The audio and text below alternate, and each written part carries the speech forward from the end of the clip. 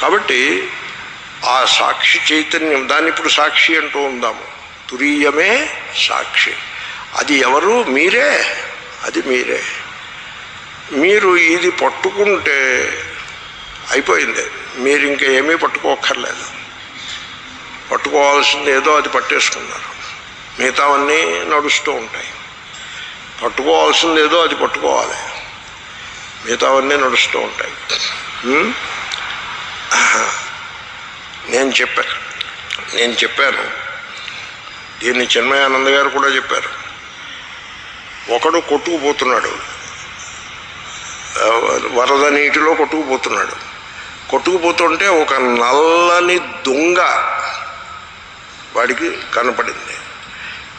అది కొట్టుకుపోతుంది. ఈ దొంగని పట్టుకుంటే మనం గట్టెక్కుతామని వాడు అనుకున్నాడు.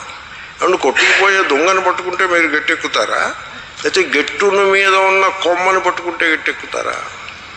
తెలివితేటలు ఉండద్దు. ఆ దొంగని పట్టుకున్నాడు వీడు. దీని పూజ్య స్వామీజీ చాలా బాగా చెప్పేవారు, నేను అంత బాగా చెప్పలేను. చిన్మయానందజీ అయితే హాలు దద్దరెళ్ళిపోయేట్లే చెప్పేవారు. ఆ దొంగని పట్టుకున్నాడు. పట్టుకుని పోలే ఏదో ఒకటి పట్టుకున్నాం, కొట్టుకుపోకుండా ఈ దొంగ మనల్ని రక్షిస్తుందని వీడు అనుకునే లోపల వాడికి ఒక ఆశ్చర్యం ఒకటి కలిగింది. అదేమిటంటే వాడికి డౌట్ వచ్చింది, దొంగ నేను పట్టుకున్నానా, దొంగ నన్ను పట్టుకుందా అని డౌట్ వచ్చింది. ఎందుకంటే అది దొంగ కాదు, ఎలుగుబంటి. అది వీడిని పట్టుకుంది. జనులు సంసారంలో ఇలా ఉంటారు. వీళ్ళు సంసారాన్ని మేము పట్టుకున్నాం అనుకో, డబ్బులు మేము పట్టుకున్నాం.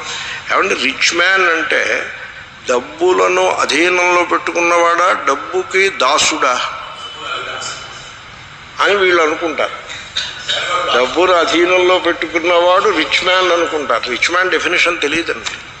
రిచ్ మ్యాన్ డెఫినేషన్ అంటే the one who owns riches కాదు, the one who is slave to riches. That is the rich man's definition. మీరు కావాలని ఈ డెఫినేషన్ విన్నారు కదా, ఓసారి రిచ్ మ్యాన్లు ఎవరైనా ఒకళ్ళిద్దరిని చూసి పరిశీలిస్తే మీకు అర్థం అవుతుంది. It is very clear. కాబట్టి వీడు సంసారాన్ని పట్టుకుంటాడు, అది వీడిని పట్టుకుంటుంది. తర్వాత విడిపించుకుందామని ట్రై చేస్తే అది వదిలిపెట్టదు.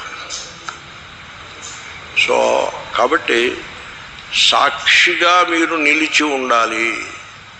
సంసారాన్ని పట్టుకోవద్దు, సాక్షి భావాన్ని పట్టుకోండి.